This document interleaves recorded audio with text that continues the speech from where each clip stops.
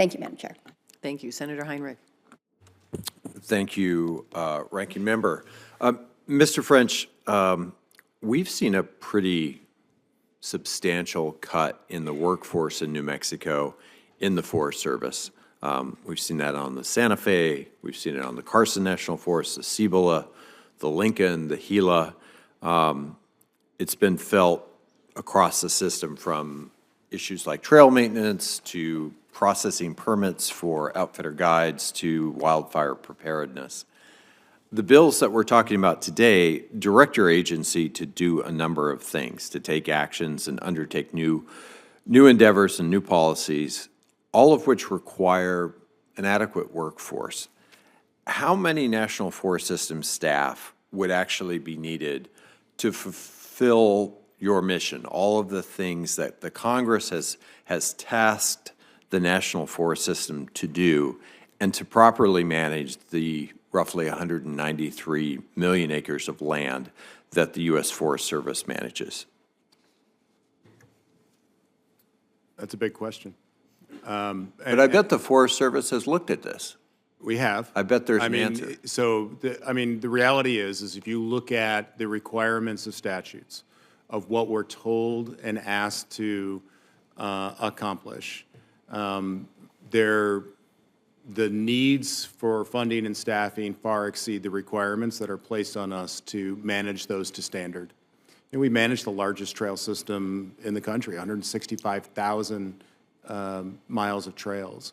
And yet the staffing that we have and the budgets that we have, we struggle to maintain up to a third of it a year. Now, we are working to overcome the things you just talked about. Today, we're announcing 2,000 summer hires, recreation hires, to assist us in overcoming that work.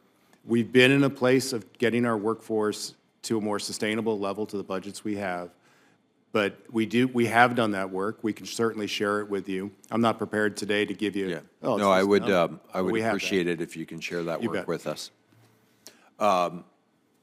Do we pay our firefighters enough? In my opinion? Yeah. No. In your opinion? I think that, so I want to be thoughtful here, because I don't have with me a particular position from an administration, but as a past firefighter myself, Yeah.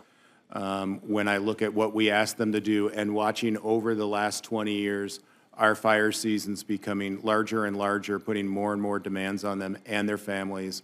And when I look at what is being compensated at state levels, I think there's work to do there. Mr. Araby, same question. You manage, the BLM manages 246 million acres. How many folks would we need to adequately manage that? Senator, thank you for the question. And of course, in the Bureau of Land Management, we have an organization of about 9,000 employees to manage 245 million acres. We receive about $5.75 per acre to manage these lands, which we've always been a lean organization. We've been very focused, again, on our mission delivery, and at the same time ensuring that we have organizational efficiency and workforce optimization. And so we have these, again, we've always had these sort of competing objectives at times, but they're complementary objectives as well. And so while, again, we may not have always received what we may have desired, we can't look on ourselves and say we're going to be woeful about what we don't have. We are very focused on what we do have, and we set our priorities accordingly. And of course, we're fully staffed in our wildland fire organization, as well as law enforcement and in energy and minerals. And then we certainly rely on a lot of partners to help us between state and local organizations as well. The parcels that were identified for withdrawal in the Buffalo Tract Protection Act they make up roughly a little over 4,000 acres. One of my concerns is that they're kind of scattered through residential neighborhoods. So the impacts of a gravel mine amongst a residential community would be felt pretty acutely. And residents are rightly worried about health impacts, noise, particulate pollution, as well as disruption to wildlife in the area. That's kind of the reason why there is, to my knowledge, no real opposition to this legislation. There's literally a gravel mine just down the road that is very successful and people are okay with because it's not in the middle of a residential community. Do you think that a suburban neighborhood is the appropriate place for a gravel mine? Senator, thank you again for the question. When we look at the proposal for mineral withdrawals that can preclude opportunities and options for, again, what we believe is responsible development that can take in to account local considerations. I'm sorry, Mr. Raby, how is it responsible to put a very noisy, very particulate-heavy industrial activity in the middle of a suburban neighborhood? I don't understand the responsible part of that statement. We go through a lengthy process between the environmental reviews. I know the process because I heard about it from all of the community members in that area. I don't know of anyone who supports this. Like your position, the BLM position, has literally no community support. Do you listen to the community before you make a decision like that?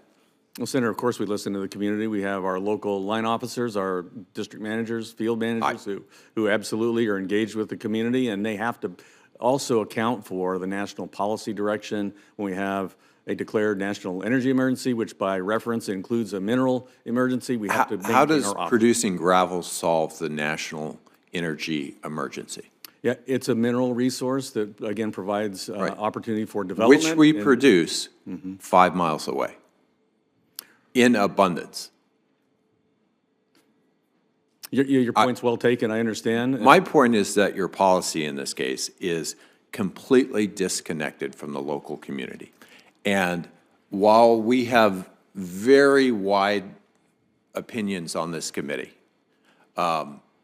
where we get crosswise is when there is a federal policy dictated from Washington, D.C. that is completely disconnected. And this is like where Senator Murkowski and I actually agree. It's where Senator Daines and I actually agree. When we get in trouble is when we don't listen to the local community. And in this case, it is my view that the administration and the BLM is completely ignoring the local community. And so, Ranking Member Cortez Masto, I want to enter into the record, if there's no objection, all of the community groups, from local tribes to the county to the local municipality to the neighborhood association that this would impact, their views on the Buffalo Track Protection Act. Without objection. Thank you.